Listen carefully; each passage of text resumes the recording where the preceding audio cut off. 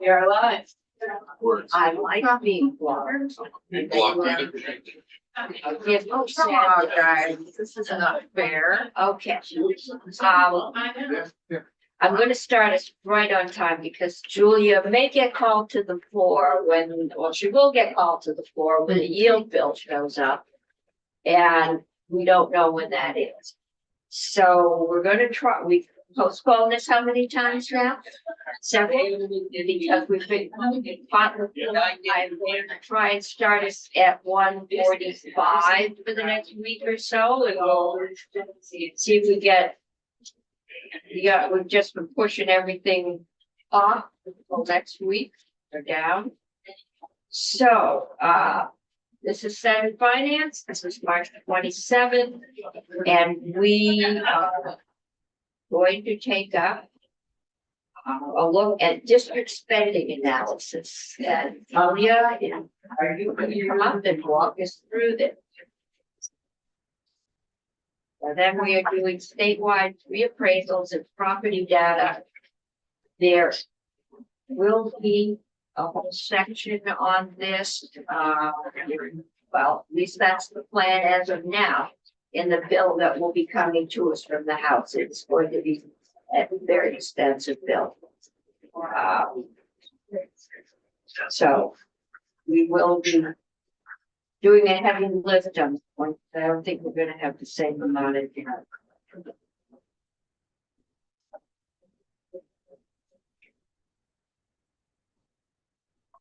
It's yours. Okay, thank you.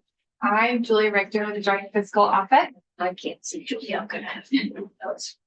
They are pretty. They are. So there is a slide deck on the committee page under my name. I will go ahead and share that. If you would like that. Yes, Okay. and that way anyone watching at home can also see it. Okay. As I'm joining, I think I need to be, Charlotte, I think I need to be made a host.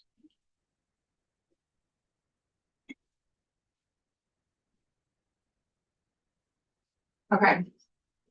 So what I put together today is a review of district spending analysis through the lens of education spending in fiscal year 2025 and what the foundation amounts would look like in the administration's proposed foundation formula. So you'll know JFO, we're nonpartisan, unbiased fiscal analysis, not policy recommendations.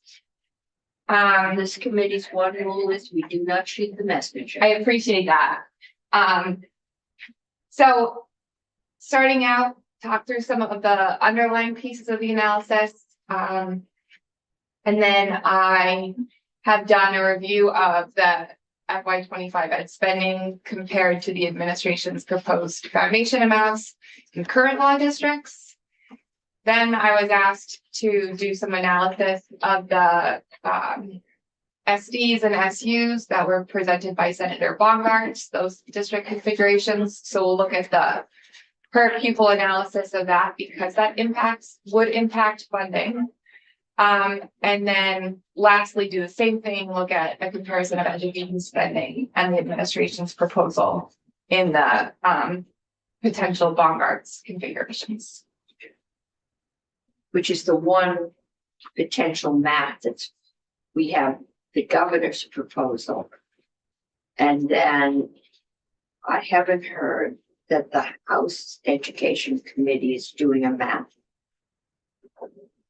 And we have, Senate Ed is working on a map proposal. So that seems to be the most likely one that will come to us.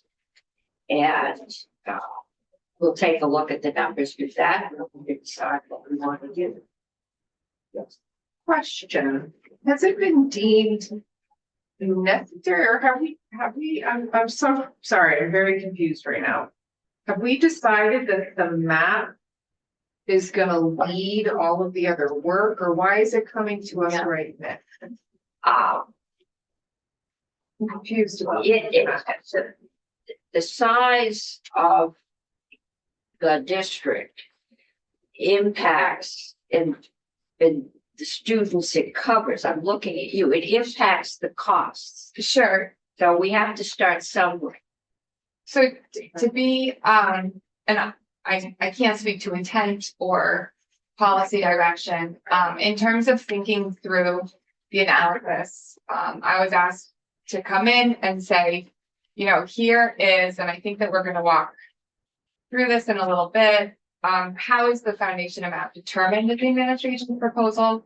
And how many dollars would be going out to school districts? Okay, Right. so the administration's proposal can't be truly fleshed out without some kind of a map that gives you some guidance as to. Right. Well, so one of the questions that I've been asked a lot, is how would this amount that how would the foundation formula being proposed by the administration correspond with education spending under current law?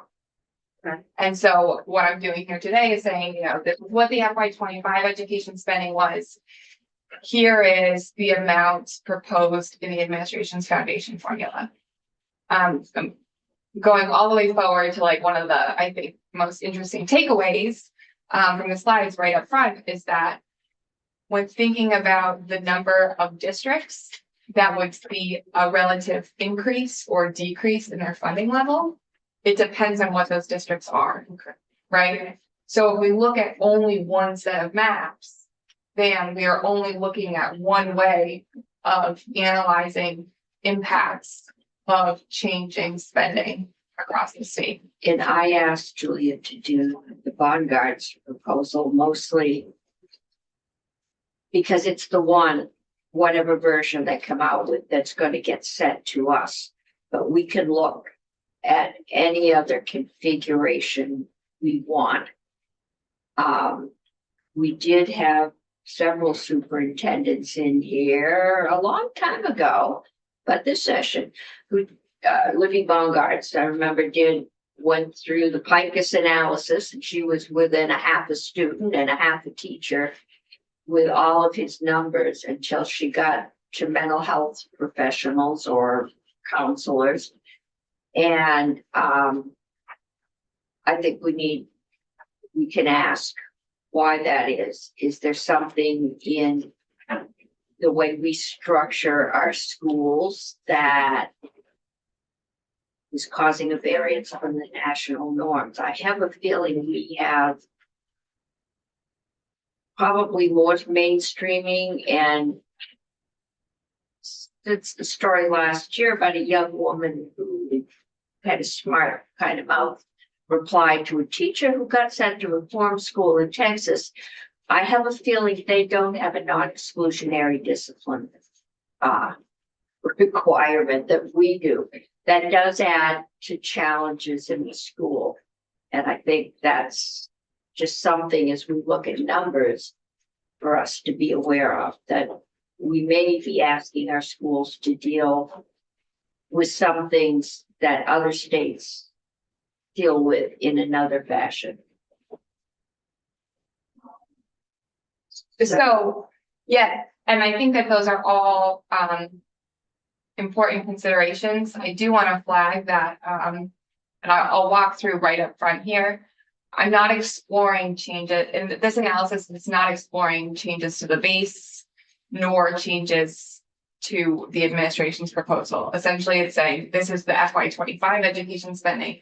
This is what the administration proposed in terms of numbers. And they have said that their numbers are based on all the changes they're proposing happening by 27.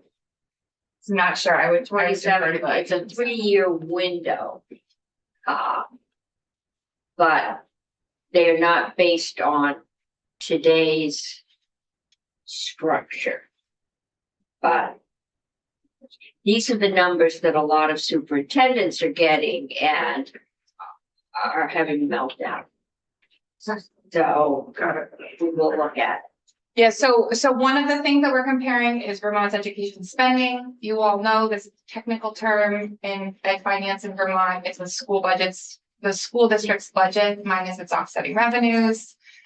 About 1.8, $1.9 billion. In fiscal year 2025. Okay, yes, and then we're looking at the Vermont long-term average daily membership, also a metric you're familiar with, essentially the count of students in a school district. We're talking about 83,400, give or take. And this is a count that's declining over time. We're also talking about the foundation amount that was proposed in the governor's transformation plan. As the chair mentioned, the foundation amount is calculated based on several factors. There's the base amount of 13,200. It's then adjusted for the number of students in a district, our long-term average daily membership, and also the weights applied to the students and to that district. So what I've taken here, and this is what I'm speaking to, is taking our education spending in fiscal year 2025, and then comparing that against the foundation amounts reflective of the governor's proposal. And those foundation amounts reflective of the governor's proposal were shared by the Agency of Education. So I haven't calculated those amounts. I've taken what the agency has used as a metric for the foundation amount. And I believe that that was also shared with the committee in a spreadsheet, the streamlined model. And then these are the sort of the two maps that we're looking at. So first, looking at under current law, we know Vermont has 52 supervisory districts or unions, and then 119 school districts. That's what we're seeing here. This is a screenshot from one of the agency's recent reports. We have both of those maps up there. It's like one's in different colors. Yeah, so this one, the green one is this map here. Yeah. This is our current law.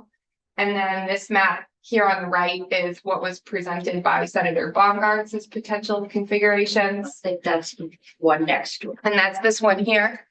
I do want to note, and I did include the links at the end of the slide deck, as you may or may not realize, the Baumgart's potential SUs and SDs have within, so this is sort of the first map, and it's separated into a structure of supervisory unions and supervisory districts. And then within some of those supervisory unions, there are school districts. But for the purpose of this analysis, I'm focusing solely on at the supervisory union, supervisory district level. And we will be getting a tutorial on supervisory unions and districts. We've had Beth St. James lined up, I think twice. I thought it was 3 times. We've been held up on the floor and she has been bumped. But we will learn what they are before even thinking about making any change. I know we want to give you time, sorry. Yeah. I know we want to give you time to do your slides, but do you know what data was used to form that second map? The Baumgart's Yeah. map, I would defer to Senator Baumgart's. Yeah, and he has said that his committee is ready to reveal that map to us. He had asked that we had invited him down. He said he needed to work on it with his committee. I know they've made some changes, but he is ready and we will have him in to talk about the map. And by midweek next week, maybe the end of the week, we think we will have foundation formula bill, which sounds like it is going to be an omnibus bill if everything that's in there is in there. And we will be able to start working through that.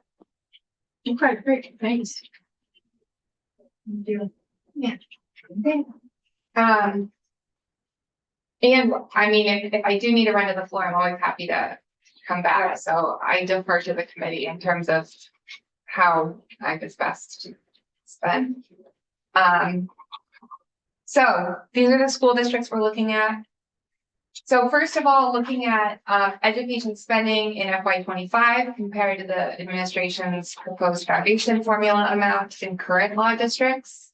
And I also want to note right up front here before getting into the leads of this is I'm comparing FY 25 education spending with the administration's proposed foundation formula amount, because that's analysis that the Agency of Education has already presented. So they have presented that as comparable figures, which is why I'm comparing the two today.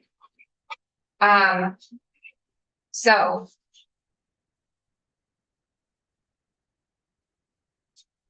is this one on? No. So first I said, okay, under current law, and I can make a tab here. Under current law districts, let's look at all 119 current law school districts. Let's look at their FY 25 education spending and how much they would receive under the foundation formula and calculate the relative change between those two amounts. So essentially, if their relative change is greater than 0, they would see an increase in funding with the foundation amount compared to the education spending. If it's a decrease, if it's below 0, they would see a decrease. So what we see here is about a quarter of the state's current law districts would have an estimated increase from the foundation amount when compared to the district's FY 25 education spending. And then conversely, about 75% or 3/4 would see a relative decrease. And this histogram just presents that information in a visual form. So we see the 0 sort of here. However, that just tells one, and this sort of gets into, I guess, I'm not trying to make a point here, but one of the key takeaways is it really depends on how you're looking at the data. Like what are you comparing, right? So here we're looking at 119 districts, but our smallest school district and our largest school district are carrying the same weight in this histogram, right? They each count as one, regardless of how many students there are. So then I said, okay, well, what about students?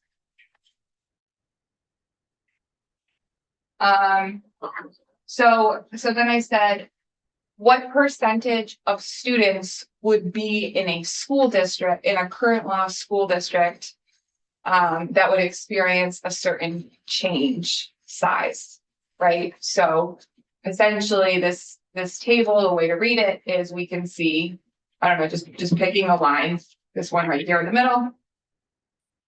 We see that there's approximately 6,090 long-term ADM that would be in a school district seeing a change in their funding, education spending, and the foundation formula amount between 0 and -5%. And that represents about 7% of the state's long-term ADM. So about 20%, if we're looking solely at current law districts, about 20% would see a relative increase, and 80% would see a relative decrease. However, we know that the proposal was not proposed with current law districts. It was proposed with the 5 districts, which gets into the question of which maps do we look at. So the chair suggested that I do the next step of analysis by looking at the Baumgart's configurations.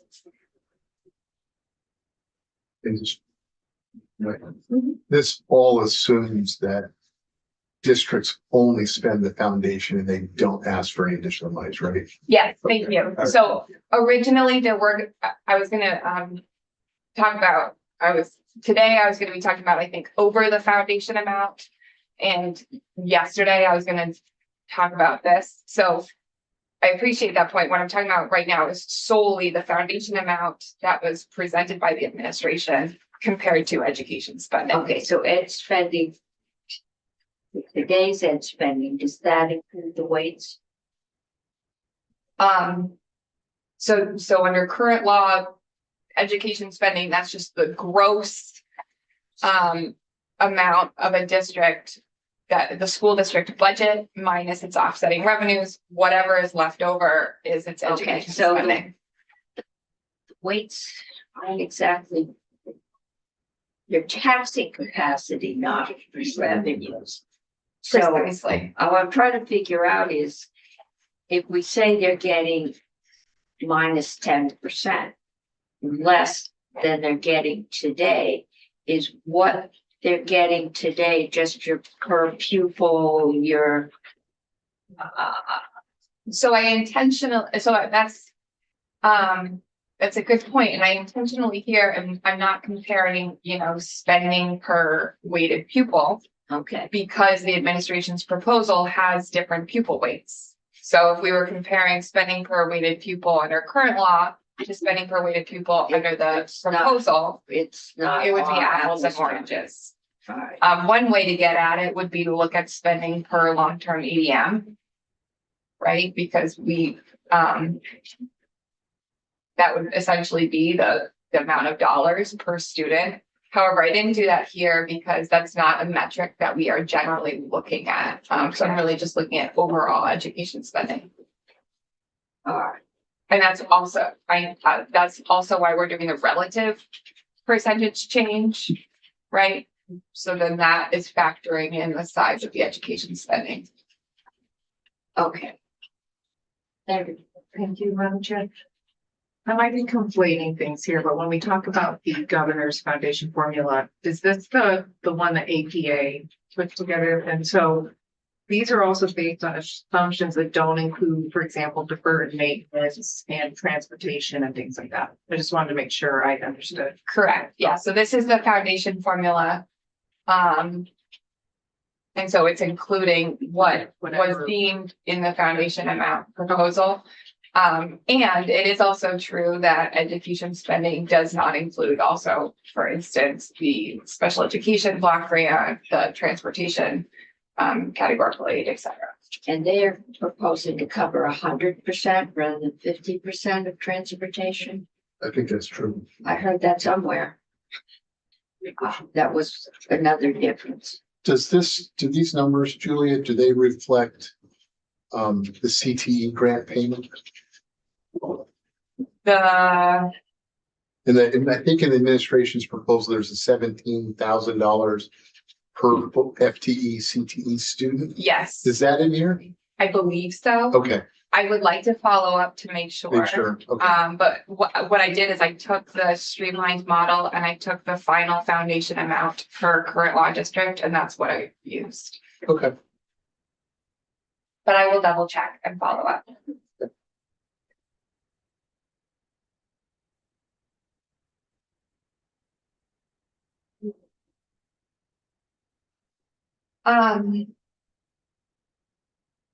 Shall I keep going? Keep going. Okay, You've got them all mesmerized. or something. Just keep putting shiny things up there. It's after lunch, you know. Okay. I mean, I do think like these are, it's interesting. We're looking at different ways of comparing, the same numbers, across, several slides here. And now we're moving into the Baumgart's potential supervisory district and supervisory union configurations. And so the reason that I've included this here is because, as we know, in a foundation formula, the pupil counts and weights and circumstances impact the overall funding. And so in terms of taking a step back and thinking about the student makeup within these districts, that helps shine a light on what is being captured in those 10 SUs, SDs. Just glitching, bear with me. Okay, so these are the potential SD and SUs. This is what I was referencing before. I know that you haven't, it sounds as though you haven't had a chance to talk about these maps as a committee or have them presented. So I will start out with one second, I just got. Okay, it seems as though I will need to run to the floor, the House floor, Okay, for the yield bill. I apologize. Got to get it's not your into some fault. exciting analysis. Look, Um, a 3-section bill, it's a pretty. But Jake is two here. sections. 2-section bill. Yeah, Okay. all right, so I'm going to run, and I guess I will either. You'll probably be back.